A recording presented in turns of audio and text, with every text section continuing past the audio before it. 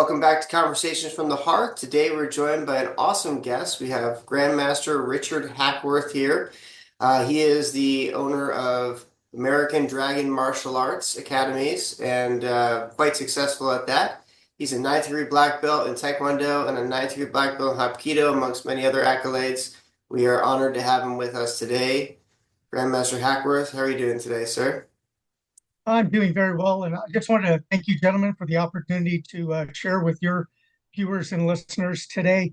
And for those of you out there who don't know who I am or would like to get to know me better, please go ahead and leave your name and where you're from in the comments. So maybe we can connect on social media after the show. And any questions you have for the future, you can leave me in the comments. Yes, sir. Yes, sir. I've known Grandmaster Hackworth for only a very short period of time, but I can already tell you he's a very friendly guy, so do not be afraid to approach. He seems like a great gentleman. Yes, sir. So, sir, can you tell me how you got started in the martial arts? Sounds like you've been doing this for a very long time. Yeah, I started in combative sports when I was 6 or 7 years old. We had a Catholic priest who taught boxing and wrestling at the Irish Community Center in the neighborhood where I was growing up. And so I thought it was kind of funny to learn how to fight from a priest. Yes, And sir. in later years, when I started martial arts in karate, actually, which got to be a little confusing because my instructor at the time was a Korean who was teaching karate, and his style was called Kyokushinkai. Oh, nice. And so that was a very interesting experience. I got to live with his family as an exchange student for 4 years. Wow. And it's one of those things where I got started and I just never quit. I didn't mean to end up where I am today. I just kept moving forward under the guidance of my mentors and teachers. And I've always been one to jump in and offer a hand, and that seems to be greatly appreciated everywhere I've gone. So I love a big part of my life. I don't know if you've scrolled back through my pictures on Facebook, but you'll see like I suffered an injury some years and in my peak weighed 430 pounds. And there are a lot of people on the internet that'll gladly bring that up and mention it. But I believe that martial arts saved my life. You know, it gave me the strength of character and will to continue moving forward and Sir. recover from that. I've lost 280 pounds. Wow. That's And amazing. so, yeah, and I just feel that the martial arts has been such a blessing in my life that I want to share it with everyone.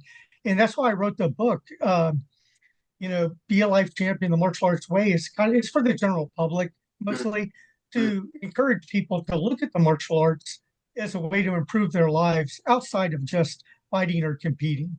Yes, sir. Yes, sir. Yes, sir. That is an amazing story.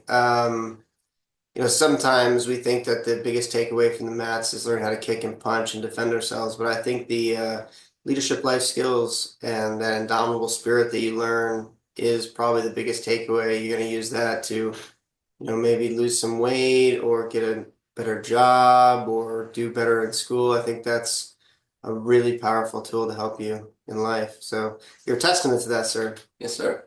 Thank you for I sure. appreciate it. I appreciate it. And also for the viewers watching, if you're not a subscriber yet, please go ahead and subscribe because I'd love for you to see the upcoming. And I know, like you interviewed Grandmaster Eric Leno, Yes. who's a friend of mine, and interesting. He's the one that introduced me to your show. Yes, sir. Yes, sir. Well, I appreciate him doing that because now we get to meet you. And yes, please do like and subscribe. So today we have a lot of things we want to talk about, but we want to kind of go slow and get started with how do we raise the standards in the martial arts? I think that's well, sir, can you start us off with that? I don't want to put any words into your mouth. Yeah, well, I think that what's happened is that in the last 20 years, mostly, there's been too many easy ways to go. And the problem is when you take shortcuts, you're the one getting shorted. And so people have bypassed the training that's available in exchange for just purchasing documents, Mm. which in the end result of that is not good at all. And the Korean organizations in particular are very aware of how this goes on and they look at it as an income source. But what they haven't told most people is that to get above third dan, in a recognized Korean organization, you have to attend the instructor's course. If you don't, then every rank above third dan is considered honorary, not technical. And they don't mention that because honorary rank that people are purchasing costs the same price as technical rank. And there's no difference in the document.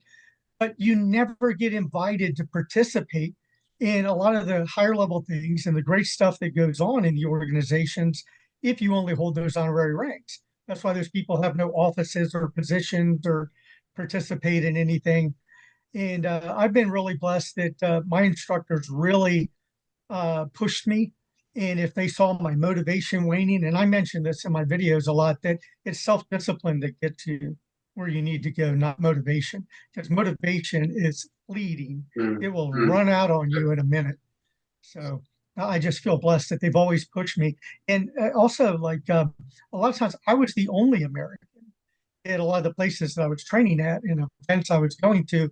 And for my instructors, it was kind of like a notch on their belt, like, hey, look, I have an international student. So it always made them feel good to have me represent them well. Yeah, I definitely experienced some of that too. So I lived in Korea and trained over there, and I was the only white guy that I ever saw in Taekwondo. Um, and that was an interesting experience. There was definitely some prejudice towards a certain, nationality, and um, I don't know if I want to open that can of worms, but it definitely is from a Korean standpoint, an American Don is a bit different than a Korean Don. They see these things as a little different. And the truth is some of it is because the way the Koreans train, that's not all across the board. If it's at an academy level, it's actually, I think, lower than in America.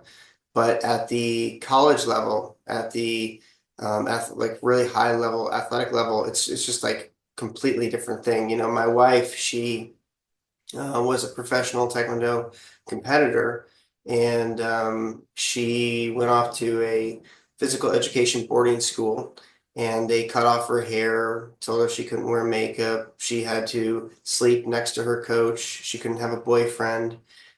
He told her what she could eat, when she had to train, and she trained basically all day, every day, and she had to take a nap midday so she could recover her body. She was basically, you think about I remember when I was young, I learned about the sumo wrestlers and how they live in the stable and all this kind of stuff. Well, that's basically how everyone is in the elite athletic system in Korea. So, yeah, those guys are at a totally different level, but they Mhm. still hold the same ranks. Like some of the best world champions are like third and fourth degree black belts, and Yes. their training background is very different than a lot of the third and fourth degree black belts in America, and so. I don't know if it's a spoken thing, but there's sort of this unspoken sort of feeling that the Korean, when you look at your certificate, it says just your nationality on it. But from our perspective, we don't think much of it because we're used to just lots of different nationalities. But from the Koreans' perspective, when they look at that, they see Korean on it. They kind of view that a little bit differently. Um, and It is a highly disciplined atmosphere in any competitive field like that. And I felt almost like the negative end of that because, whether it was when I started in Japan or when it's in the schools in Korea, I didn't know you could choose if you wanted to go to the tournaments or not. I was always told by my instructor that I was going. And some of the other guys, I think may have resented it because sometimes I weighed 147 pounds to 150 pounds back then. And so I was in a division with all Koreans. I was the only foreigner in my division everywhere I went. And it just made me realize that I really, I'm there trying to compete in a tournament, and all of these guys, all of them are out there fighting me with every ounce they have because nobody wants to be the first guy from their school to lose to the American.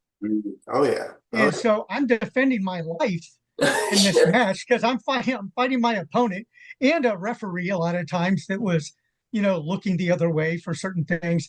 So, but I think all in all, it did give me a certain level of perseverance and things from that. So I don't want to like make it sound too negative. I did benefit from it in the long run, but this is one of the ways that I got serious about Hapkido because I've been doing Hapkido at a lunchtime class. Um, I was at K6, which is also called Camp Humphreys, and at the racquetball court by the 3rd MI Battalion, they had a lunchtime Hapkido class there. It was run by a grandmaster at a school just outside the front gate on the main street. And so I started going to that class at lunch, and I was going to Taekwondo in the evenings, and then I was teaching English part time at a language institute at night, and that was my lifestyle for, like 8 years straight before I took a break from any of it. But it just made me realize that there's so much perception out there, and I went to a Taekwondo tournament, and I had rushed when I was pulling stuff off the hooks in my closet to pack my bag for the tournament. I grabbed the wrong belt. When I got to the tournament and got dressed, I didn't realize it. But one of the Koreans, Sergeant Kim Chol Ho, who was E5 in the Korean army, but he was a Katusa. I don't know if you're familiar with Yeah. that. Mhm. Yeah. And so he comes over, he's like, Hackworth, man, nobody wants to fight you. Nobody wants to be in your division. They're all afraid of you. I said, they're afraid of me all of a sudden. They weren't afraid the last 2 years I've been competing. I said, what's the change? He goes, look at your belt. I was wearing my Hapkido belt. And these Rock Army sergeants who are black, 4th degree black belts in Taekwondo were scared because I was a Hapkido black belt. And I thought, wow, there must be more to this than what I originally believed. And that's when I decided I wasn't going to give it up. I know it's a pinch sometimes to get to class, do class, and get back to work. In a time that I had, I wasn't going to give it up. And I'm glad that I stuck with it all these years. But that was the moment I decided that I wasn't going to give it up. Yeah. Yeah, So so that's great. can I hop in real Yeah. quick? So just a couple of questions that come to mind. I guess there's a couple different ways I can go here. The first and maybe most prevalent is I know Taekwondo and Hapkido are both Korean arts, and hearing the epiphany that you had there that, despite them both being Korean arts, there was this perceptual difference between kind of what was going on there. Why do you think Taekwondo has kind of risen to be the nationally represented art in the way that it has, like at the Olympics, where Hapkido has certainly not remained, you know,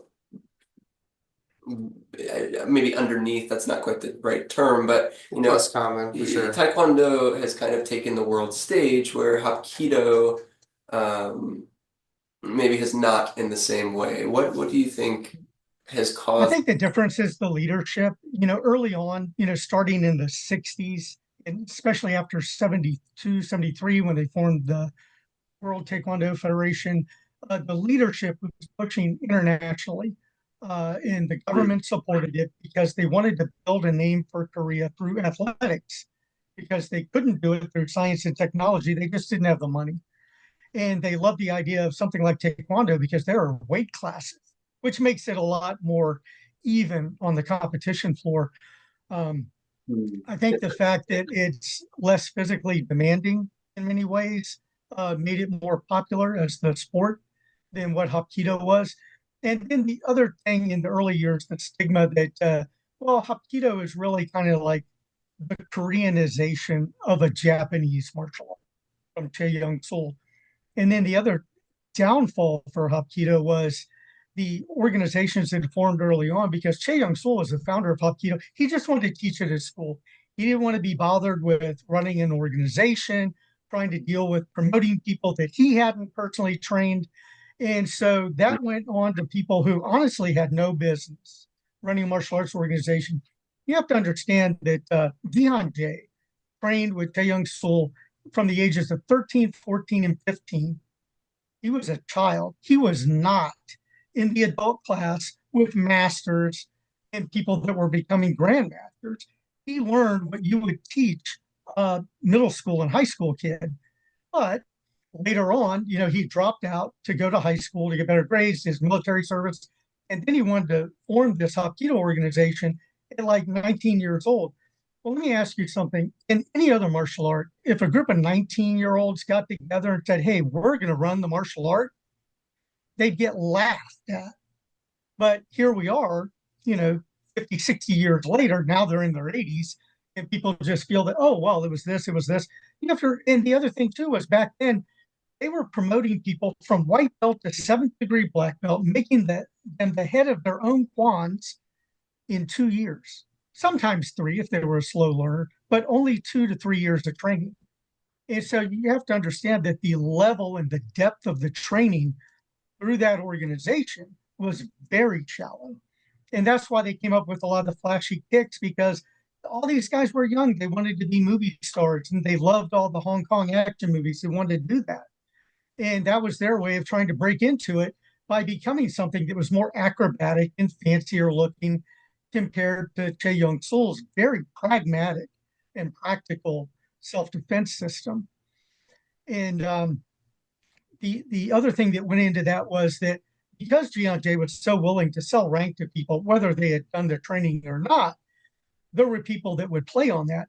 And the way that the Korea Hapkido Association, which later became the Korea Hapkido Federation, after Jian was put in prison for his connection to the assassination attempt of President Park, which led to the death, the murder of the First Lady and two high school students, which they try to keep secret. I know that some of the people big up in Hapkido in the United States have done everything they can to scrub any information about it from the internet, but it's facts and you can find it if you dig. But I mean, I got a little off track there, but the thing is that there was a newspaper writer that I met in Korea that he explained it to me. He was the writer that I feel is guilty of perpetuating that brand of Hapkido, because he was a writer for the Seoul Daily Sports newspaper. And in exchange for rank promotions in Hapkido, even though he was a Judo Kwan Taekwondo guy, he would do stories about the Korea Hapkido Association, about their leaders, about their events. And so it helped them grow their schools very quickly and attract other people that wanted to be teachers because it was in the newspaper every week, free of charge. And Che Young Sool's group wasn't getting that kind of coverage.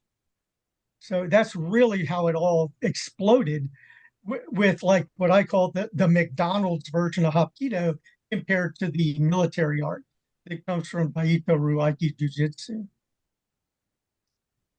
It's true that the early pioneers of Taekwondo, and I would assume probably Hapkido, were quite young and inexperienced, but it's also a product of the time. You know, when the Japanese left, they didn't really leave a lot of worthy successors who had a lot of experience. And to be honest, at that time in history, modern martial arts as we know it, you know, is really only like 100 years old, you know, with Jigoro Kano and belts and ranking and all this kind of stuff. So it was still kind of coming about and they were putting it together. And so, yeah, I would agree with a lot of what you're saying. But also, one of the things that came out of that was so in like Taekwondo, I have a number of different kwans that I'm associated with. My first kwan is the Jido Kwan. And with the Jido Kwan, I actually lived in Jeonju, which was one of the two locations of the Jido Kwan when it first launched. There's one in Seoul, one in Jeonju. And they basically just went back and forth and sparred each other. And yes, they were,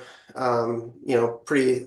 I mean, they were, you know, 4-3 black belts. I mean, they weren't like, you know, super amazing high level practitioners, but honestly, like that's when you're in your prime.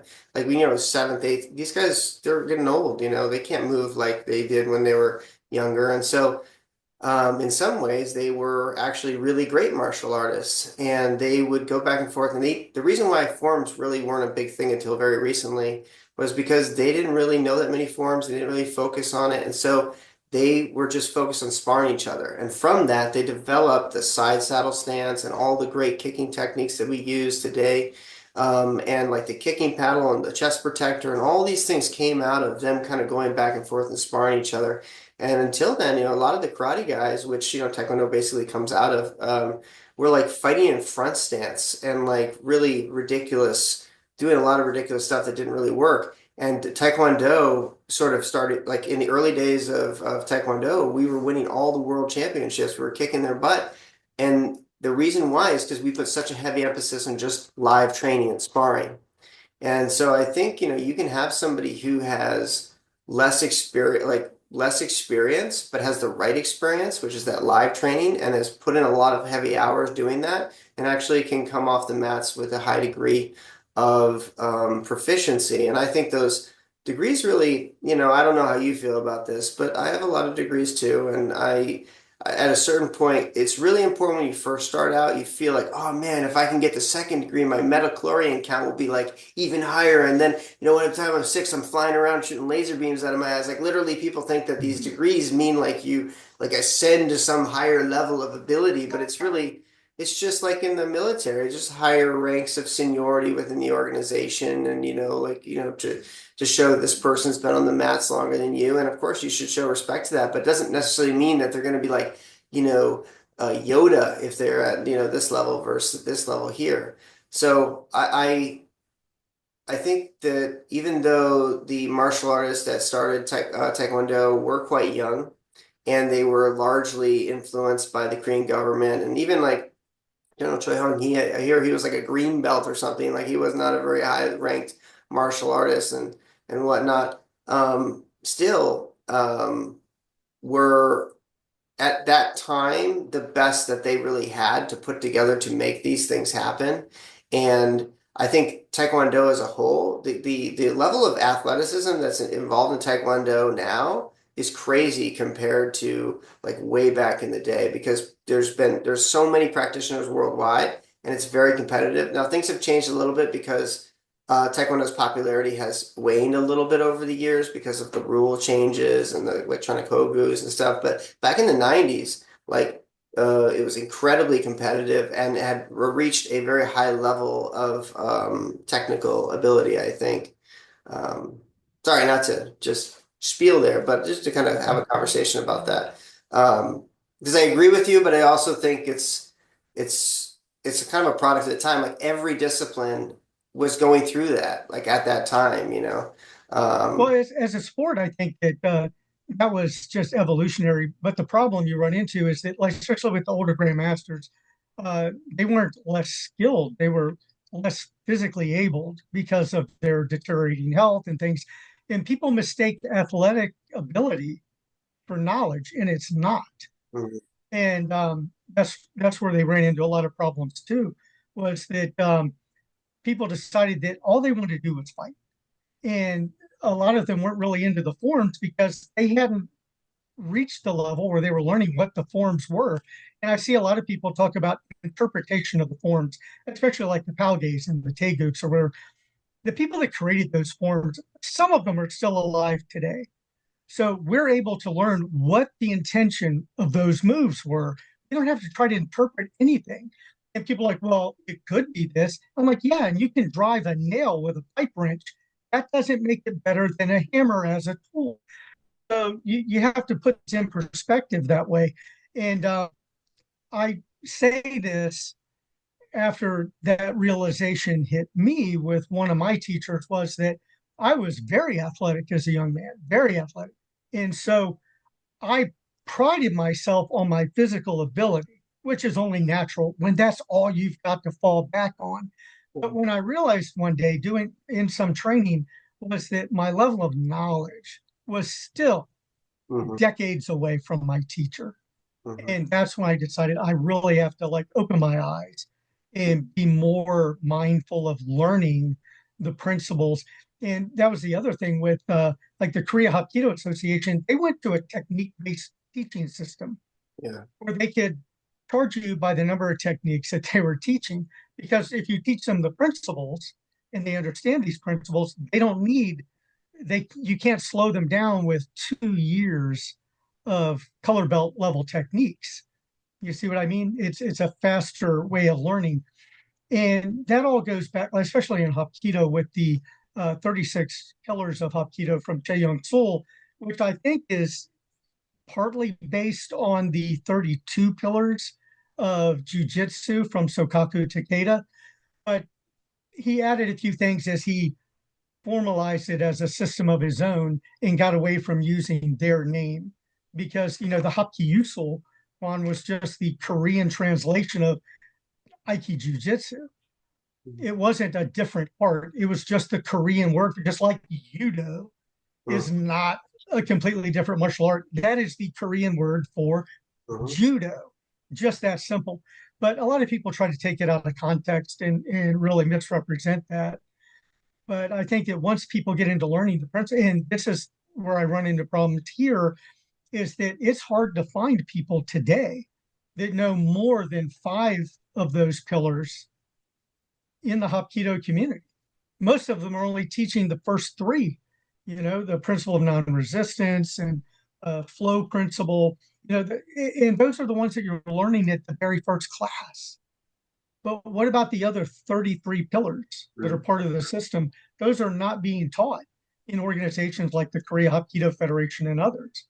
So it's reaching the point now where there's so few grandmasters alive that know this, that it could die and be lost forever if nobody documents it publicly. And I came across it completely on accident because at my grandmaster school, in his office, he had a list and it hit the 36, whatever. And I'm looking, I'm like, oh, what's that? And he just blew it off. It's like, oh, that's that Che Young Soul thing. I'm like, oh, okay. Well, I'd like to know more about it later. And then I ended up moving from the Suwon area to Pyeongtaek. And when I was studying with Grandmaster Chun there, he had the same list. And when I saw it, I was like, hey, that's from Che Young Soul, right? He's like, yes. And he decided that he was going to go ahead and start going through that stuff with me because I cared enough to ask. And I thought it was funny that I'm the one looking for research and background, and all the Korean students just wanted the workout. That's all they wanted. They were just there for the workout. And so I imagine as a teacher, that can be frustrating when you also want to share the philosophy of your art and other things. And people are just there to break a sweat and bust knuckles, So, If I can hop in here again real quick, we had kind of started this section of the conversation talking about leadership and how the decisions of those in leadership positions led to some of the situations that we're talking about, right? Where you have these 36 principles hanging on the wall, and you have one leader who says, oh, well, it's just this. And you have another leader who says, well, let's dive into this a little bit more. Let's talk philosophy. Let's talk about the kind of roots and the principles of the techniques and theories that we're learning. And I think that's when it comes to, speaking from a relatively newer martial artist perspective, when it comes to rank and rank integrity and what it means to maintain the integrity, those conversations I am most drawn to, right? Well, let's talk about the theories and the philosophies and, the passion that was poured into this technique. The technique is what it is because, if you grab someone's wrist like this and, move it in this way, no matter who you do that to, they're going to feel some similar response, right? And so as you dig into the principles, as you were saying, sir, you start to be able to learn and access the material and the knowledge that's there in a very, very different way than just coming in, doing your workout, leaving, and then, rinse and repeat.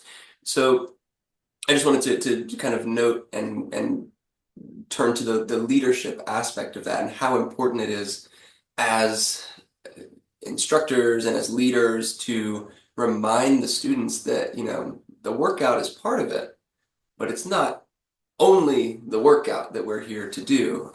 It is so much deeper and so much richer, and there's so much to learn and explore. Just to throw that. Well, I think too that like culturally, post-Korean War, the country was very poor.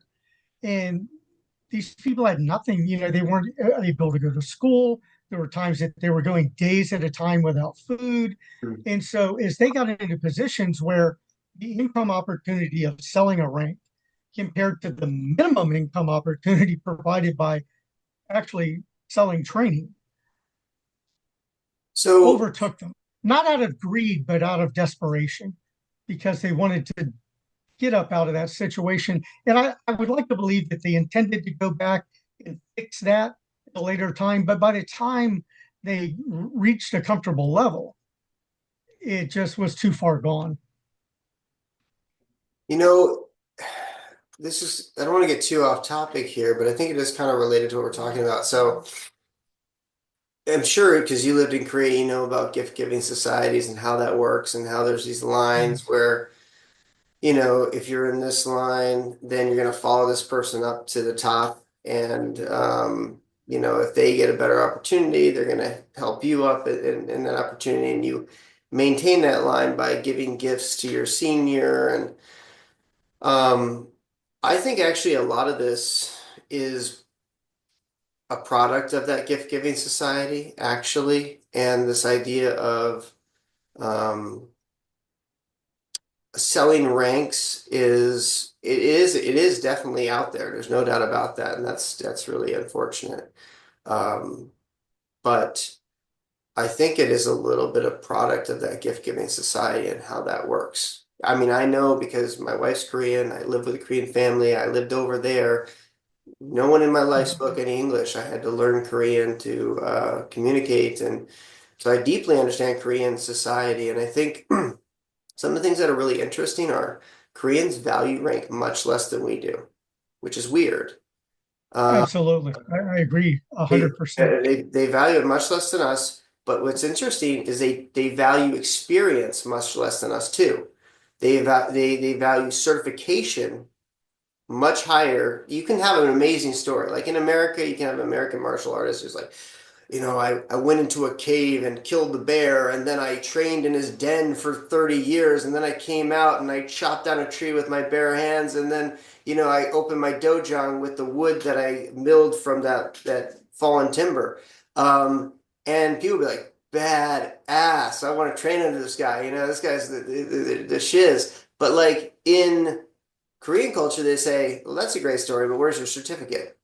So it's weird because on one hand they really really value certification, but on the other hand they don't seem to value Don at all, and that's really kind of blows my mind a little bit. And I think what's happened here, I can't speak to the Hapkido I don't community as much as the Taekwondo community, but in the Taekwondo community there are much more prestigious ways to showcase your proficiency than a high don. Like I have many of my seniors are like the same rank as I am.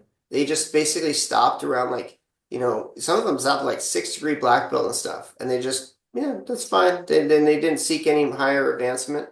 And I've been trying scratching my head trying to figure that out. Like it's not like one or two people. It's like a lot of really, really great martial arts world champions who are teaching at really prestigious universities in Korea.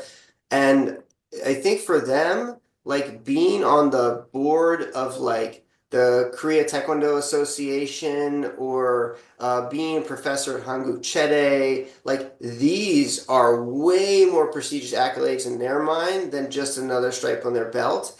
And I think they feel kind of how you feel, which is that, oh, it's kind of a game, it's kind of rigged, these things are kind of getting sold. And so we're not even gonna waste a lot of time investing in that. How do you Well, feel? I know in a lot of the certifications and licenses and things, uh, culturally they value that third party verification or validation.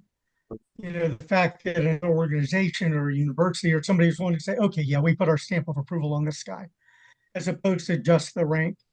And I'm interested that you mentioned about 6 Dan. Well, typically 6 Dan is the last technical rank. Every promotion above that is based on your contribution to the arts. That's why for a long in the 80s, every Korean was writing a book on the Taegu forms because wanted that to be able to say, look, this is what I did. Now I should get my 7th Dan, you know. And so your participation in spreading the art after your 6th degree is what gets those other appointments. If you're participating in organizing national and international events, that's where those 7th, 8th, and 9th degrees come from. It's not technical rank because 6th degree is the last physical exam.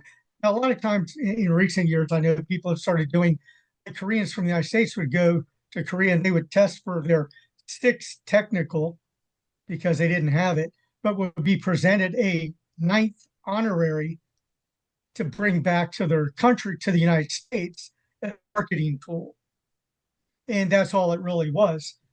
So Yeah, and, I'm not and sure. I know it's gonna hurt some feelings for people to hear me say that, but it doesn't change the fact that it's true. Yeah, every organization is different. I'm sure that is true with some organizations. With the Kukiwon, for example, like I just know a lot of ninth degree black belts in Kukiwon and stuff, and they basically, That's a sport.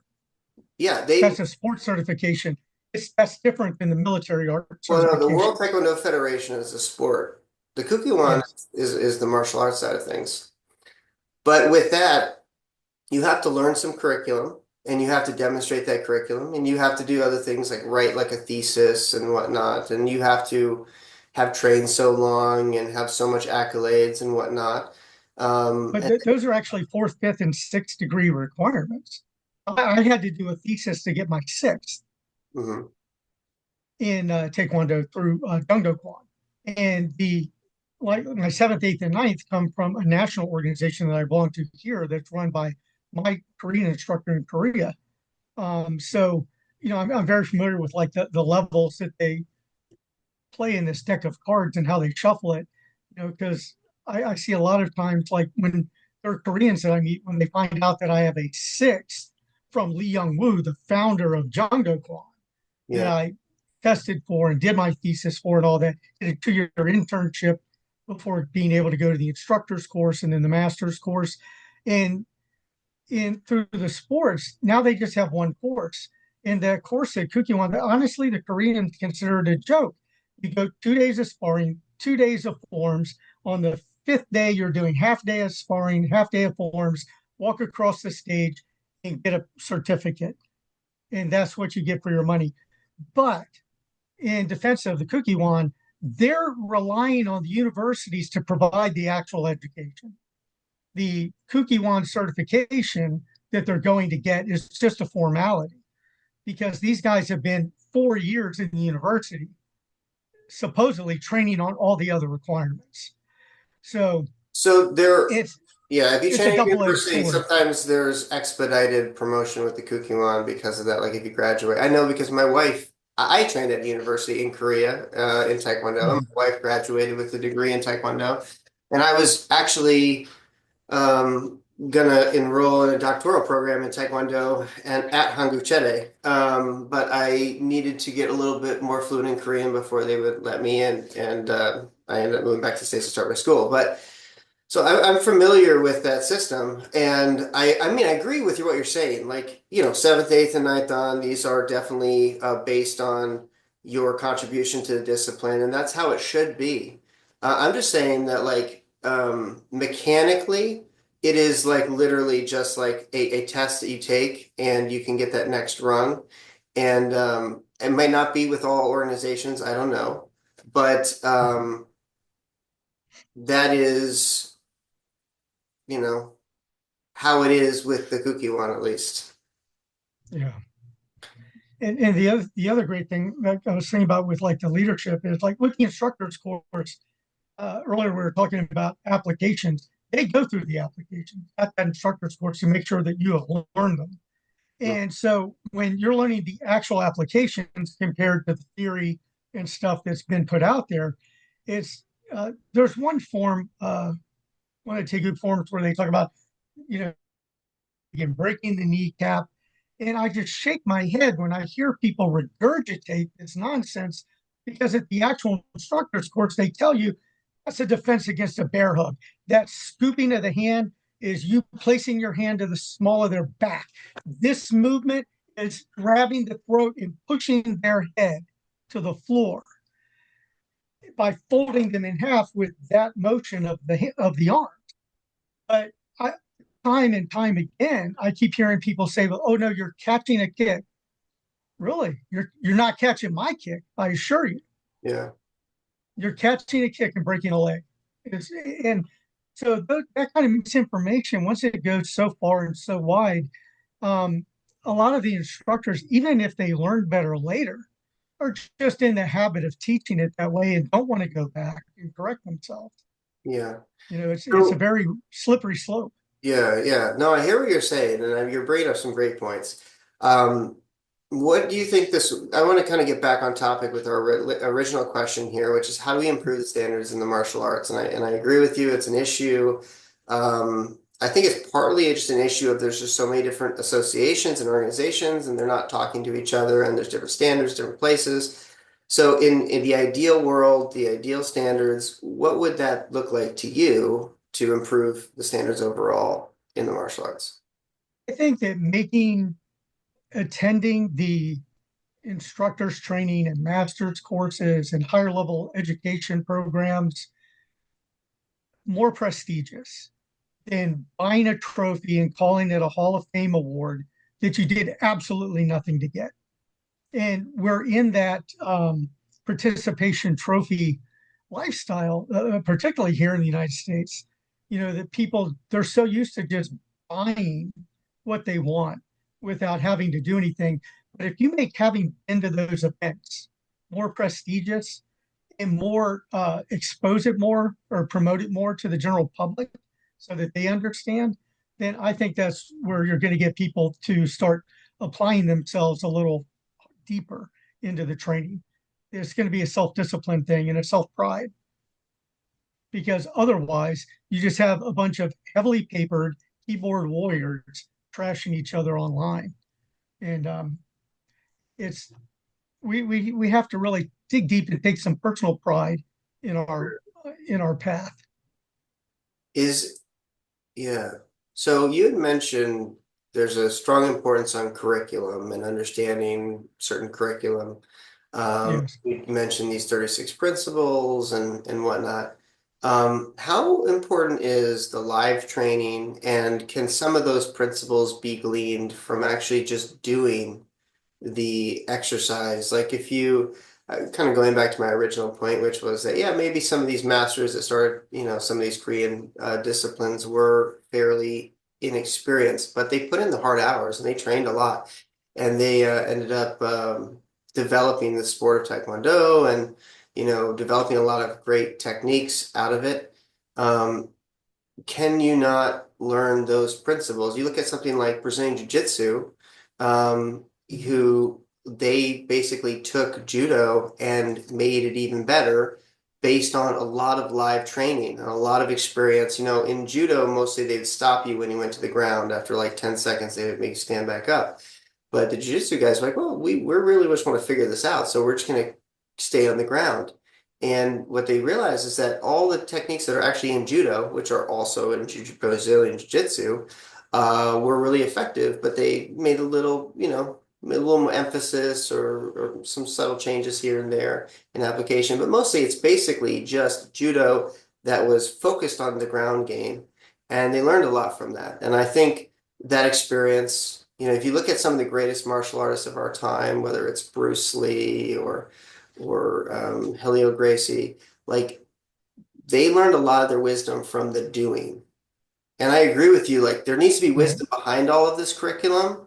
Like you can have a ton of principles, but if you don't understand how they're applied and you don't have the actual experience applying it, does it really mean much, Well, I think that like for me, um, like it being having been an athlete, um, I always relied on that. And later, as I was learning these principles, you're not accidentally going to realize these things. They have to be taught. And I'll give you an example. So, say you're a guy that has little pieces of white strips of wood and little squares, and you glue these things together, and you're learning how to build a piano, right? And Mm, you all these parts, but you've never seen a piano played. You've never been taught music or how to play a piano. You will never become a concert pianist by learning how to physically construct a piano. And mhm. it's the same thing with the martial arts. You're not going to magically have a realization. And that was the thing that, like I said, for me, it was like a real punch in the gut, because I'm like, how did I not know this when I was learning it? The self realization that I was not nearly as good as I thought I was in my 20s, going into this training. And so that was just my personal experience that, even being an outstanding competitor, my depth of knowledge was limited to the competition ring. And the same thing goes with Brazilian Jiu-Jitsu. Now, I think as you go up, a lot of those principles are being applied and being taught. I believe the Gracies are, I don't know if it's the same one that Sokaku Takeda had, but they promote a 32 principles of Jiu-Jitsu through their system, or at least a couple of the instructors that I've met and dealt with. So it all goes back to that. And then I'll go back to, I mentioned the 6 tools before. And so, well, here's a primary example.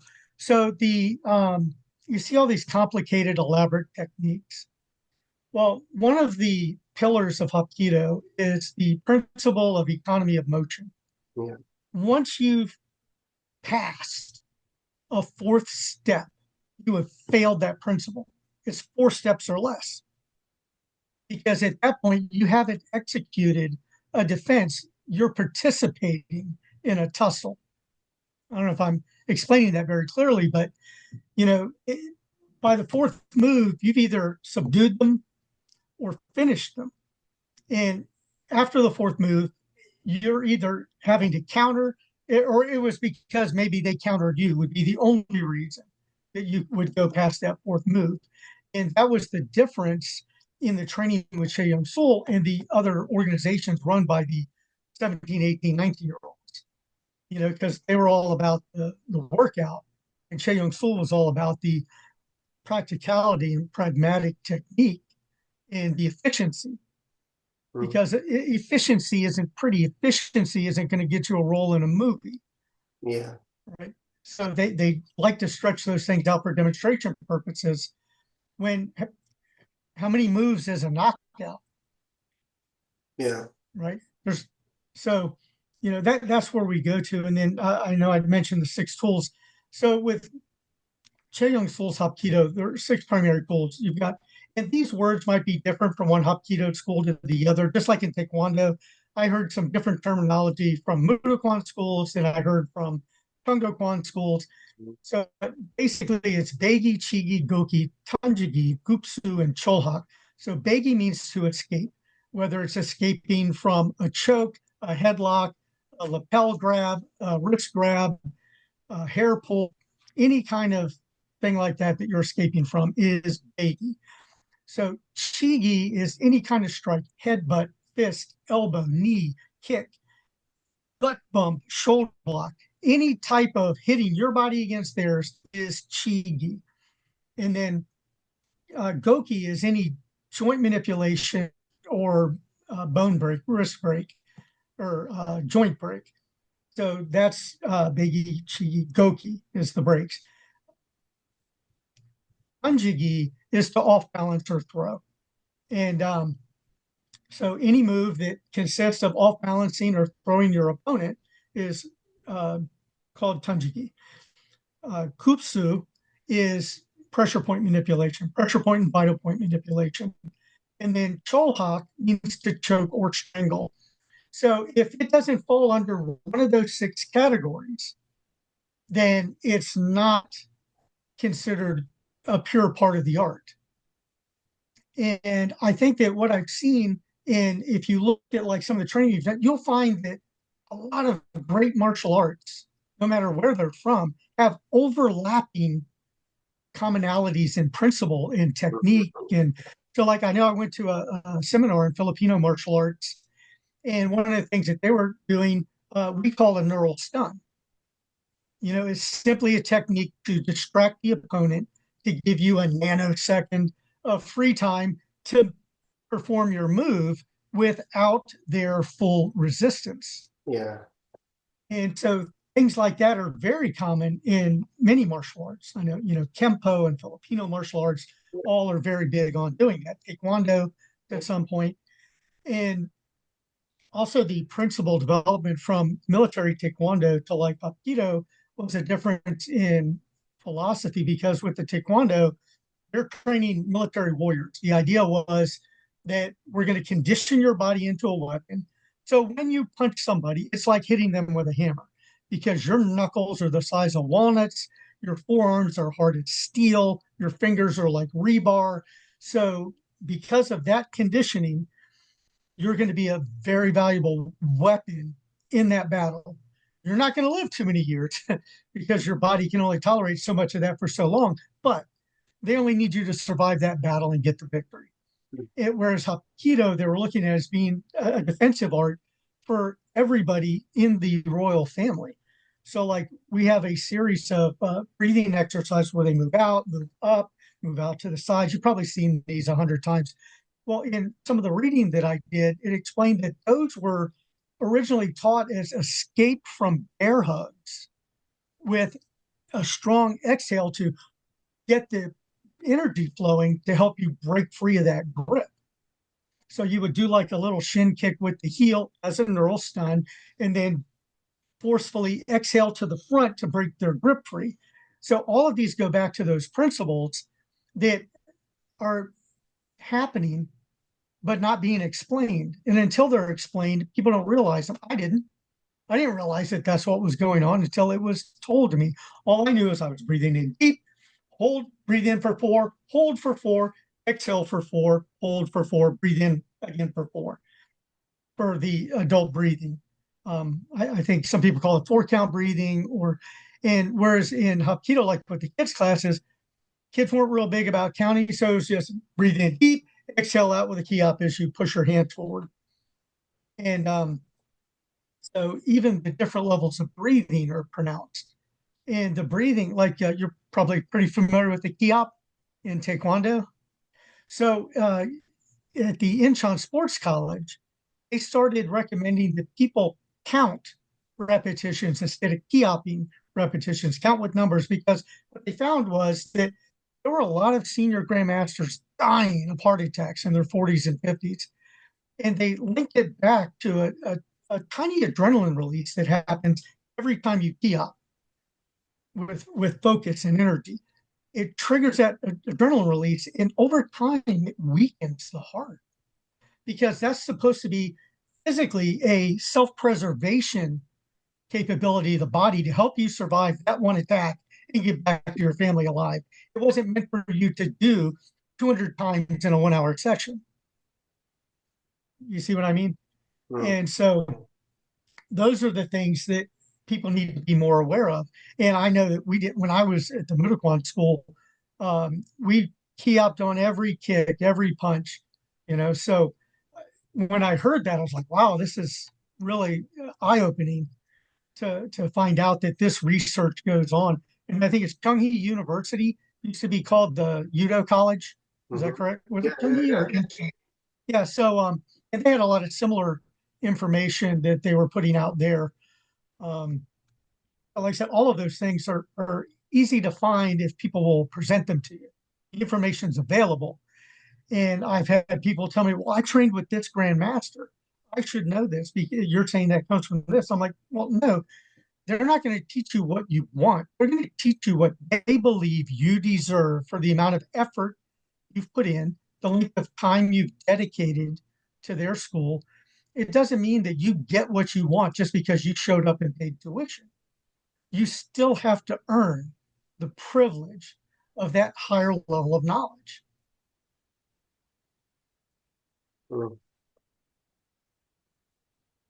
So kind of just I don't circle. know if yeah. So did I leave any holes in that? I was, No, no, no.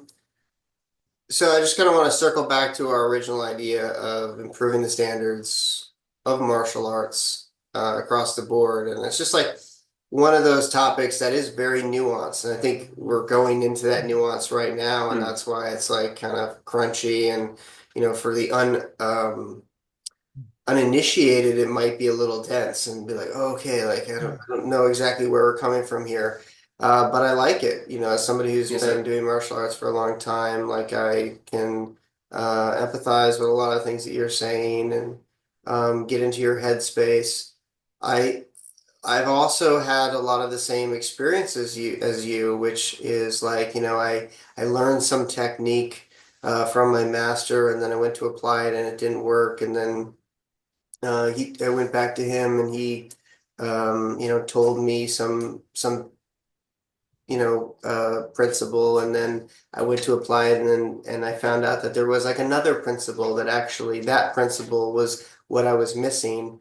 But you know what I kind of take away from that is we're all flawed. I'm sure I've done the same thing to my students many times because we're learning things. There's actually techniques that were passed down to me that I literally think my instructor didn't really understand how they worked in the minutia. But honestly, and I figured it out. I figured it out over like decades and decades of doing that move. But honestly, maybe no one really knew how to do it as well as I know how to do it right now because I've been continuing the work that he started in his generation and the generation before him. Yeah. And so, you could take the perspective like, well, he didn't really know it. No, he knew it as well as it was known at that time. And we've continued to develop it. And I'm just the next person in the long line of development. And I don't really deserve that credit either because I'm standing on the shoulder of giants, but I'm also not gonna cut the legs out from my senior because he Well, did I'm as glad that you brought that up far as because he you make a could. very valid point, and it goes right back to there are three things that I recommend for anyone that wants to be a better instructor. One is do your own research, buy every book you can get your hands on about teaching, and become a better communicator. Because when you learn to explain better and demonstrate better, people learn better. And then the third is to, like I said, attend these courses. Um, because you're going to pick up through the networking and through the event information that these grandmasters have learned over the 50 and 60 years that they've been doing it. And you're going to get the benefit of 60 years of research in 4 days of training with them. And that you can't put a price tag on that. And as far as like becoming a good communicator, it goes back to like, and the difference, like particularly with Taekwondo, we saw a lot of it in the late 70s, early 80s. The difference between military style teaching and academic style. So the military, you're not trying to train somebody. You're not trying to teach them to be a better whatever. You're trying to teach them how to kill. You're teaching them lethal application of certain skills to go into battle and do harm. Whereas in learning the entire martial art in an academic setting, you're learning the philosophy, the character development, and all of the aspects that bring in the way or the art aspect of it, not just the physical training. And I can tell you that the military takes the fun out of learning anything because they're not there to make you better. They're there to weed out the weak ones and only take the best, brightest, and strongest into battle. They're not there to grow you. They don't have time for that. How long is basic? Were you in what branch of the military were you in? No, I wasn't. No. Oh, okay. I thought I, that's why I I asked just for you. I Yeah. just know about it from Yeah. Okay.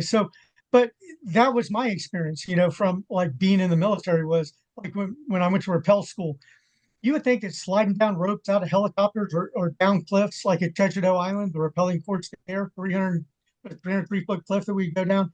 Military takes all the fun out of everything. I hated all 5 days of that training. I went back on a weekend with a buddy of mine who had access for us to go do it, just rappel, not under the military, way of doing things. And we had a blast. We Mhm. had a blast. I remember that weekend of rappelling more than I ever picked up from the 4 or 5 day course that I attended. Hmm. That's a really um, an insightful comment there about the military isn't really here to grow you. It's just to weed out those that aren't really qualified to be in the pack. I think that has become I don't want to take this in too much of a different direction, but I think it kind of relates to this larger discussion about martial arts and raising the standards.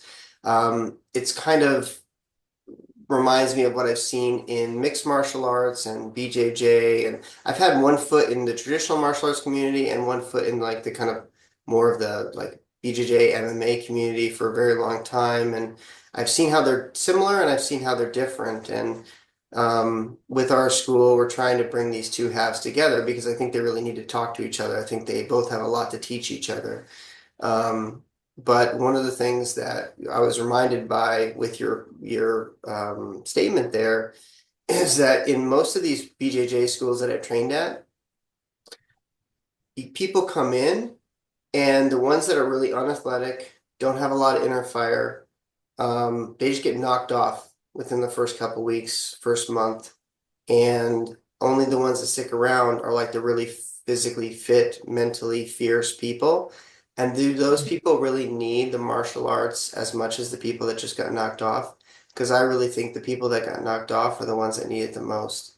And so, like, one of the things that I think the MMA space could use is really understanding that we need to gather up as many people as we can and get them as high up the ladder as possible because those are the people that really need it, you know? And I think that goes back to one of the things I learned from the instructor's course. Because, like I said, I was in the military over there training, and everybody in my class was college age, military fit level people. Mhm. And so that training environment is much different than if you've got Bob the accountant and Susie who's a barista and other people in your class. Yeah. They need more time to reach a certain level. And so the idea through the instructor's course was to realize that you have to crawl, walk, run. That was the progression. You know, make sure they can crawl first before you try to make them sprint. They got to crawl, walk, and run. It's the same thing with the techniques. In the instructor's course, they were real big about telling us there's an explanation, demonstration, practical application, and then practice. So you're going to explain it as the teacher. You're going to explain it and demonstrate it and then there's going to be a practical application where you're going to explain it, demonstrate it while they do it on each other. And then you give them practice time to do it on each other to proficiency. And a lot of that doesn't happen. A lot of times somebody's just, saying, do this, do that, and go without an in-depth explanation of how to do it. And that's why, improving the teaching, it falls back on the instructors to be mindful of what effort am I putting in? Am I actually teaching or am I just leading a martial arts style workout? Because if they're not really learning the theories, principles, and concepts of the art, I haven't taught. I've only led a workout. And I know some people feel like, well, it's on them to get out of it what they get out of it. No, no, absolutely not. The instructor has a responsibility to present his art in the best way possible for everyone to benefit, or else all he's doing is collecting tuition Yeah. and people are not getting in return what they're paying for. So early in our conversation, you said that athleticism is not knowledge, and I agree with that a lot. Although athleticism can get you pretty far in success just in a match. Like, I've seen some very athletic, very aggressive-minded people do very well with almost no skill at all. I'll tell you a little story. I don't want to go too much of a tangent, but my master used to be the head coach of the U.S. national team. And he told me that there was this girl who was a cardio kickboxer who just made the team, and he was like almost it hurt him to accept her onto the team because she had the worst kicks he'd ever seen ever. But whenever she'd get out there to spar against everyone who was trying to qualify, she would kick the living snot out of them because she had Yes. insane cardio. She had this like ridiculous like Russian like kill or be killed mindset. And she would just roundhouse kick people in the head repeatedly. This really terrible, sloppy roundhouse kick, just again and again and again and again. And it worked. And so there seems to be this like sort of balance in the martial arts Right. between like athleticism and knowledge. Of course, we want to focus on that knowledge because that's something that is easily um, to attain for most people. But I do think like you're only as good as your tool. Like a mechanic with like, how are you going to fix a car? Right. If you need a screwdriver and you have a wrench, like you have to have the right tool for the job. And the better your body performs, the better you're going to do in everything that you try to do. Like I have athletes come in and like day one, they're doing like tornado roundhouse kicks. And I'm like, wow, I just showed you that one time. And then I'll bring Yeah. somebody who I've been working with for 8 years, and I'm like down on my hands and knees trying to get them up to the next level. But they're just really physically uncoordinated. They spent like their childhood doing nothing athletic, and so they're just trying to get those neural synapses working again. So like Yeah. how does that all pan out in this, like we need to improve the standards in the martial arts across the board, because I feel like we need to Well, have that kind of brings me to back to a memory where I relied a lot on my athletic ability. And one time I got a little embarrassed because I was doing something, and the instructor told me, "Quit being a monkey." I said, "What are you talking about?" He goes, "You're not focusing on what we're doing. You're just doing." He Mm, goes, "You can teach a monkey to jump high and kick hard. yeah. That doesn't make him a Taekwondo black belt Mm, because he doesn't have an understanding." And right now you're being a monkey. And this is in front of like 60 other black belts that are there for the training. So I took it in stride and I decided, well, let me learn from this to be more mindful of the training that I'm doing. And I try to do that as a teacher too, to be as mindful as possible of the presentation that I'm giving so yeah. that they absorb and understand as much as possible. And even with like Grandmaster Chun would always, he would, when he would demonstrate, he would turn and turn and turn. He would demonstrate it from like 4 or 5 different angles Yeah. so that the best understanding possible. Hmm. And so all of those things go into being a better instructor, the explanation, demonstration, practical application, and then practicum practice. And and like I said, if people will read more about teaching, take classes on being a better communicator, all of those things are going to elevate the quality of teaching. And maybe not across the martial arts industry, but at least at your school where you're the one responsible for the Sure. information that students get. Because I would feel like a thief if I thought my students weren't getting their money's worth and Sure. they weren't getting the knowledge that they were trying to buy. So let me ask you this question. So I'm just kind of curious because you've brought up a lot of great points and seems like you have a lot of wisdom in this area. Um, where do you put like fighting prowess on ranking, like somebody's rank and ability versus their knowledge of fundamental principles of technique? Because you can have It's somebody all part of the process. There's 4 levels of the path of a warrior. So the first is protected, the people who have zero skills. They're counting on like their dads, their uncles, the police, somebody else to protect them.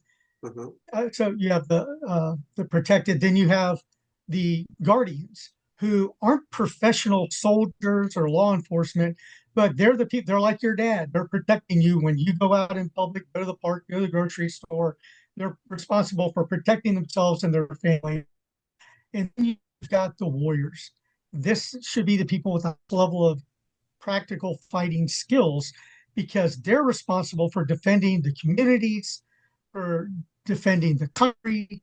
So that's the third level of the path. And then the fourth level um, is to be the philosopher, to take all that experience from having been a warrior and apply it to the teachings of the philosophies of the art and teach from there. So it's the fourth level, the philosopher level, that are the best instructors, I feel, because they have the deepest understanding and they have the deepest desire to teach.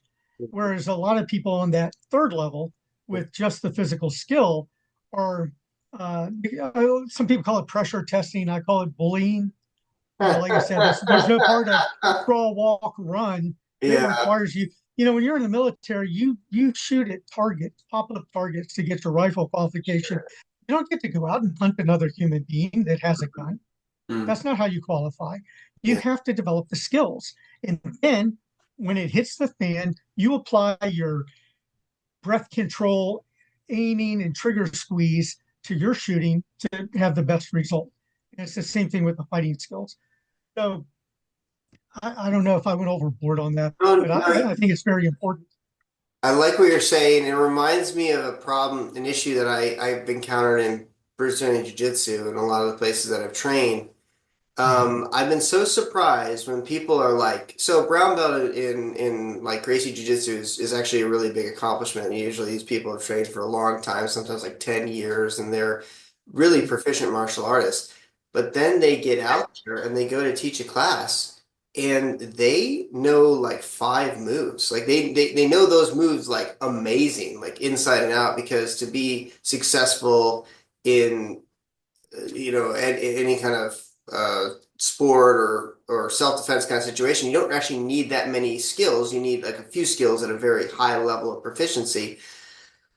But they barely can teach the class because they only know the skills that they use for their personal game on the mats. And Yeah. so I think that is one of there's this conversation that we're having right now in the industry, and we've been having it for a long time, is testing a better measure of someone's skill, or is just watching them on the mats and seeing how they perform against other people a better test of their skill? And I think they're both kind of important because they both kind of evaluate two different things. Like the testing is important because we do want them to learn a large body of knowledge, because ultimately they're going to be a teacher one day and they have to pass that knowledge down to the next generation.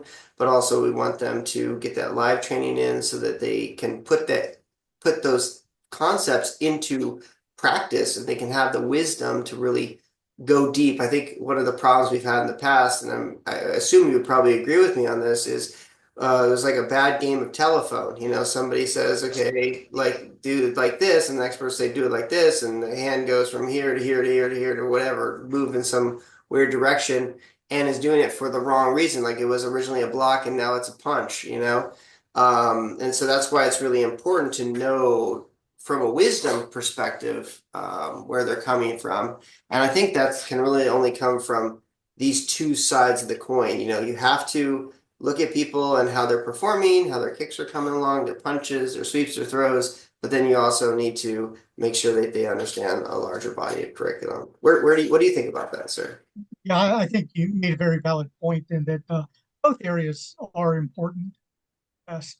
And I think that especially the part where they're on the mat with a non-compliant opponent, in competition, that's where you're going to determine someone's, measure of character and discipline and how much heart and desire they have.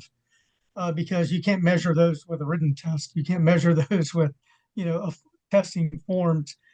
And so I think that that's an excellent point you make there. Thank you. Yes, sir. Well, we've kept you for quite a while, and I know you're a busy man, so I think maybe we could wrap this up now. But I Sure. really enjoyed our conversation. You seem to be very knowledgeable about the martial arts as a whole, and we barely touched the surface on all the topics that we could talk to you about. So I think we might have to have you back on in the future if you would have us. Oh, Um, absolutely. It was a real privilege and opportunity to be here today and to share with you guys and your listeners. And I would love to come back sometime. yes, sir. Yes, Yes, sir. sir. So if people want to get connected with you, where can they find you, sir? Oh, I'm pretty easy to find on social media, Facebook, YouTube. Um, my personal email address is Richard Hackworth with the number two at gmail.com. And just, put in the subject line that you're making a connection or whatever. So I'll know it's not spam or junk mail. But yeah, I'm always happy to talk to people about martial arts, whether they asked or not. My wife will tell you that. And it was interesting to find out. So you said your wife's Korean. My wife is Chinese.